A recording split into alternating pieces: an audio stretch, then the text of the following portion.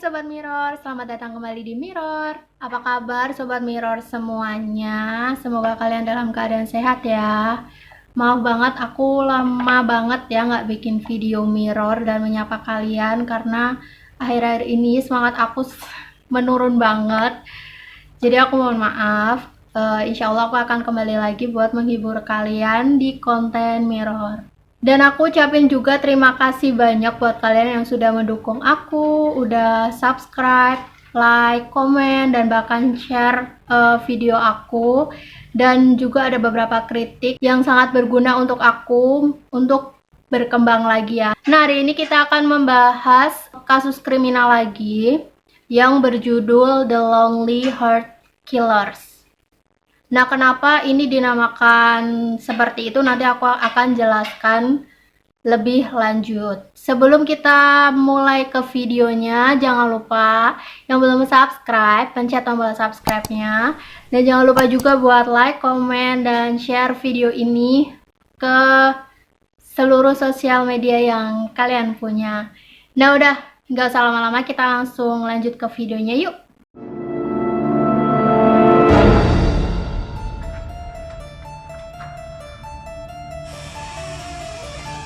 Oke, cerita kriminal hari ini tuh ibarat kata, kalian pernah dengar nggak dengan kata-kata partner in crime?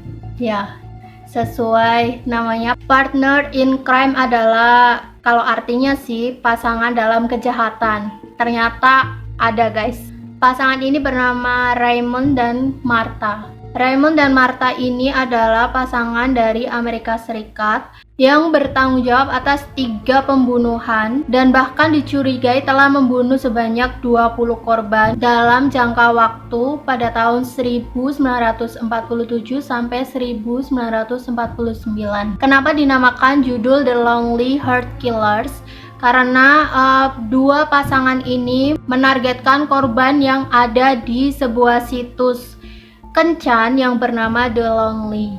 Sebelum aku masuk ke kronologi kejadian, aku akan menceritakan latar belakang dari Raymond dan Martha.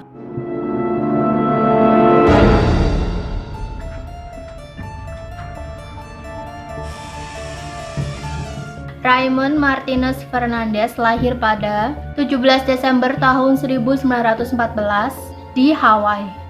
Saat remaja, si Raymond ini pernah menikah dengan seorang wanita lokal yang bernama Encarnacion Robles. Dan Raymond dan istrinya ini pun memiliki 4 orang anak. Namun setelah beberapa tahun berselang, Raymond pun akhirnya meninggalkan istri beserta 4 orang anaknya. Raymond Martinez Fernandez ini adalah seorang laki-laki biasa yang berpenampilan apik selayaknya pria dewasa pada umumnya.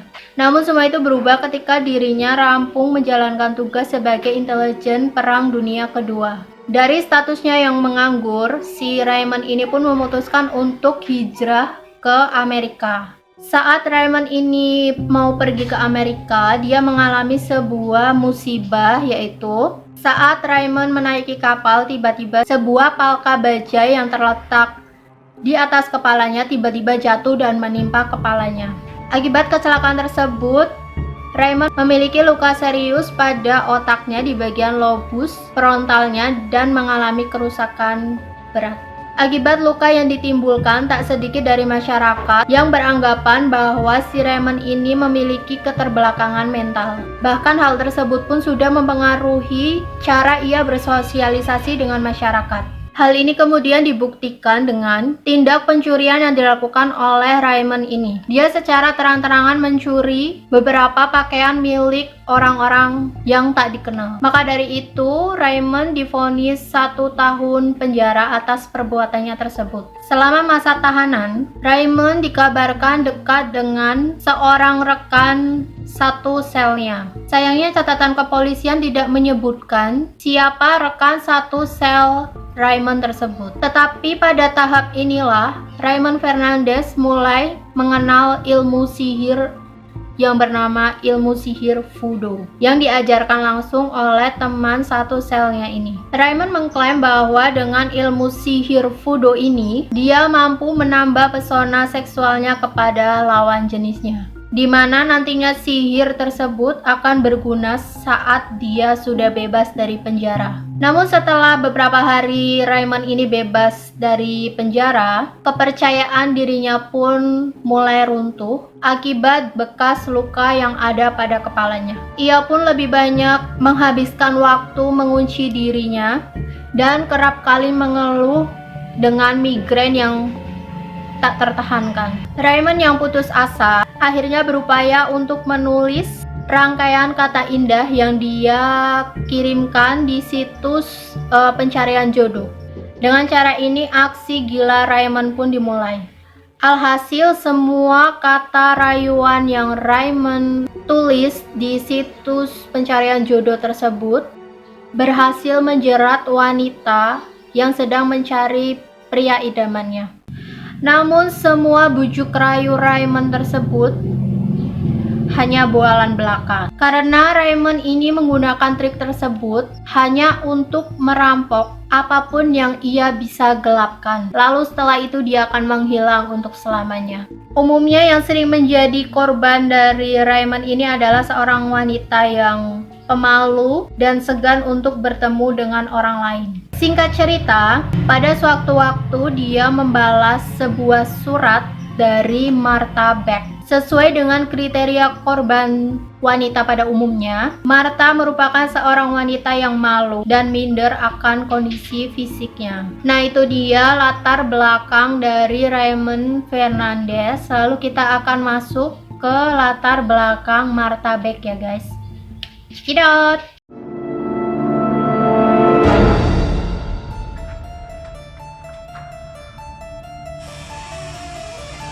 Martha Beck lahir pada tanggal 6 Mei tahun 1920 di Milton, Florida. Pada masa kecil ia diduga memiliki masalah kelenjar yang memicu menjadi masalah obesitas. Martha pun pernah oleh kakaknya saat ia mengalami masa pubertas dan belum waktunya. Saat memberitahu bahwa dia telah oleh kakaknya kepada ibunya, dia malah dipukuli dan ibunya malah menuduh bahwa Martha Beck lah yang bersalah. Setelah Martha menyelesaikan sekolahnya, dia belajar di sekolah keperawatan, namun dia sulit mencari pekerjaan setelah itu karena masalah obesitas yang dialaminya. Dia awalnya menjadi asisten yang bertugas untuk mengurus tubuh wanita sebelum dimakamkan, atau mungkin kayak perias jenazah gitu kali ya guys.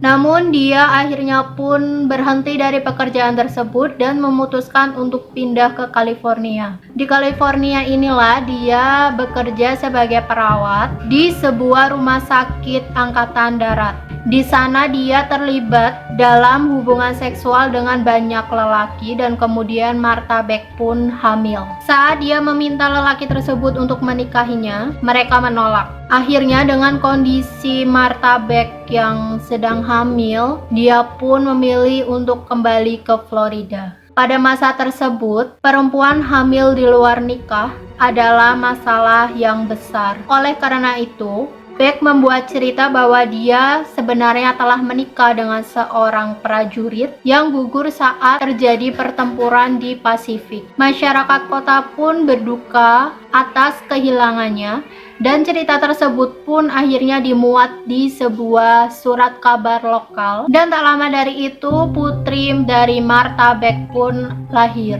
Namun tak lama dari putri yang pertamanya ini lahir, Martha Beck pun kembali hamil lagi dengan seorang supir bus yang bernama Alfred Beck. Mereka menikah dengan cepat dan bercerai 6 bulan kemudian. Dan dari pernikahannya dengan si Alfred ini, Martha pun memiliki seorang putra. Pada tahun 1946, Martha Beck bekerja di sebuah rumah sakit anak di Pensacola. Ia pun memasang sebuah iklan kesepian pada tahun 1947 dan kemudian dijawab oleh Raymond Fernandez. Mendapatkan balasan surat jodoh yang dilayangkannya, ia merasa sangat bahagia dan meyakinkan dirinya bahwa Fernandez lah yang selama ini dia cari.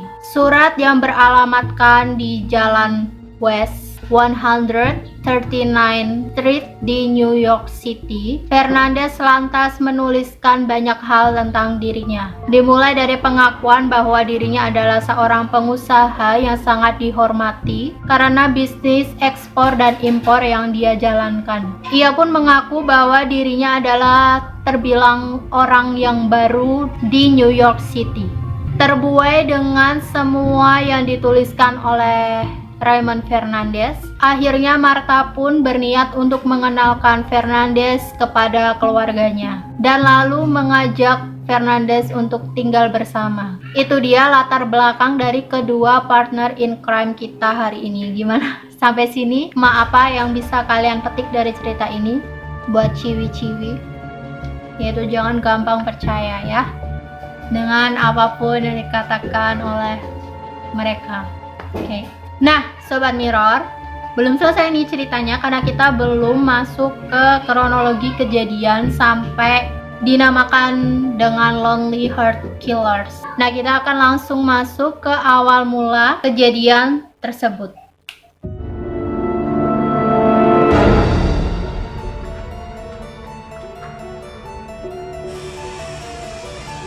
Fernandez yang sudah terbiasa dengan hubungan sementara menganggap Martha hanyalah korban selanjutnya. Martha secara ekonomi memiliki sebuah pekerjaan yang tetap sebagai perawat dan Fernandez pun meyakinkan dirinya bahwa Martha adalah target yang sempurna.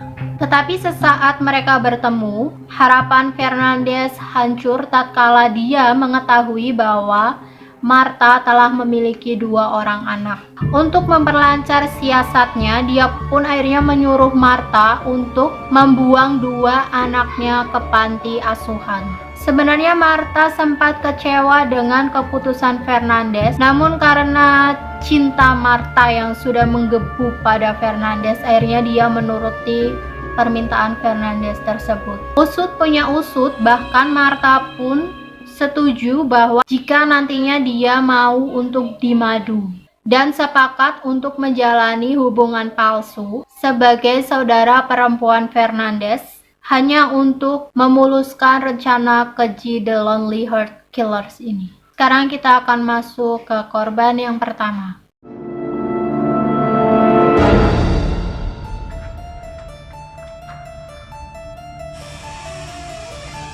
Setelah Fernandez berhasil membujuk Martha sebagai anggota, Fernandez pun mulai dekat dengan seseorang wanita yang bernama Janet Fay. Seorang wanita yang akhirnya akan menjadi api bumerang bagi Fernandez. Singkat cerita, akhirnya Fernandez berhasil mengenalkan Martha sebagai saudara perempuannya dan mengizinkannya untuk tinggal bersama dalam satu apartemen. Namun api cemburu mulai tersulut ketika Martha tidak sengaja masuk ke dalam kamar Fernandez. Ia melihat adegan yang sedang dilakukan oleh Fernandez dengan Janet Fay yang sangat menyayat hati Martha. Sehingga tanpa sadar, dengan amarah yang sedang memuncak, Martha pun akhirnya membawa palu yang berada di sekitar kamar tersebut dan mulai memukul kepala Janet hingga tewas di tempat. Akibat peristiwa tersebut, Fernandez pun akhirnya memutuskan untuk pergi dan meninggalkan pesan kepada keluarga Janet bahwa Janet akan ikut dengannya ke suatu tempat sehingga Janet akan sulit dihubungi. Keluarga korban pun curiga, pasalnya surat yang ditulis dengan menggunakan mesin ketik itu bukanlah sebuah kebiasaan Janet Fay. Mengetahui akan hal buruk, keluarga korban segera melapor ke pihak yang berwajib dan menyuruh pihak berwajib untuk segera menangkap Fernandez. Nah, jadi di korban pertama ini, Fernandez sempat kabur dan buron gitu ya. Tapi karena buron bukan berarti mereka berdua stop kejahatan di situ aja, karena kita akan masuk ke korban yang kedua.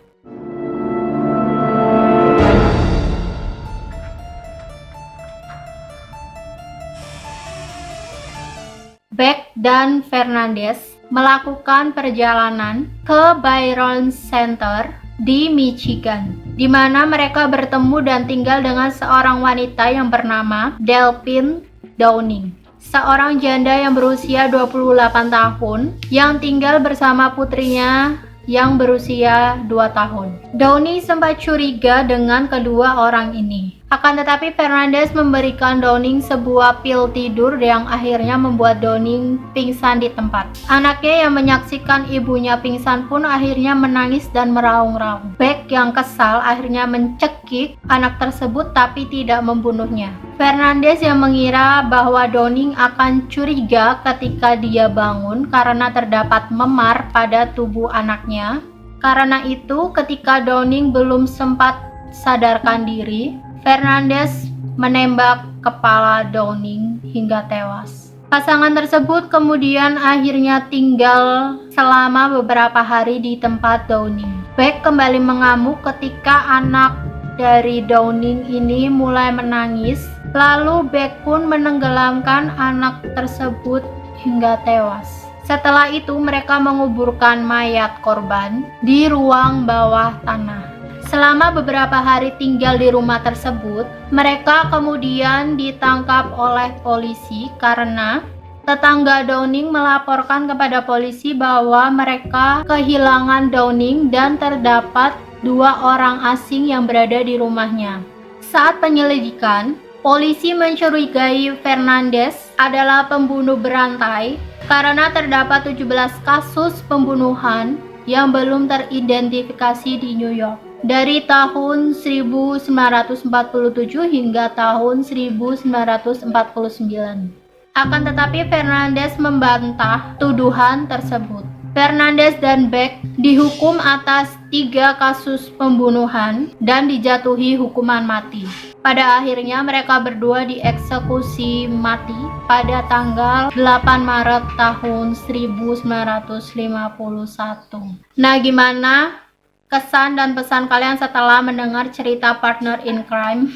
Apa pesan yang bisa kalian ambil? Terus banyak ya pesan dan kesannya, maksudnya jadi cewek jangan terlalu percaya, jangan terlalu memberikan semua, terus jangan mau diperalat juga. Semoga para korban bisa mendapat tempat terindah di sisi Tuhan, dan semoga Fernandez dan Beck yang telah dihukum mati pun bertaubat di akhir hidupnya, dan semoga mendapatkan hukuman yang setimpal atas perbuatan mereka. Nah, itu dia cerita Mirror hari ini tentang pasangan kejam banget ya guys. Bahkan anak-anak pun mereka juga bunuh gitu loh, kayak. Nah, itu dia cerita dari The Lonely Heart Killers. Semoga kalian suka dengan cerita yang aku bawakan ini, dan jika kalian suka jangan lupa tinggalkan like-nya, dan jangan lupa juga buat subscribe channel ini, dan berikan dukungan kalian dengan like dan komen, kritik atau saran yang membangun untuk aku. Atau kalian juga yang mau jadi bestie online aku bisa follow aku di Instagram aku. Kalian bisa DM di sana, pasti aku balas kalau aku ada waktu ya guys. Nah, segitu dulu video mirror hari ini. Sampai jumpa di video mirror selanjutnya. Dadah. Stay healthy, stay positif, dan love you. Dadah.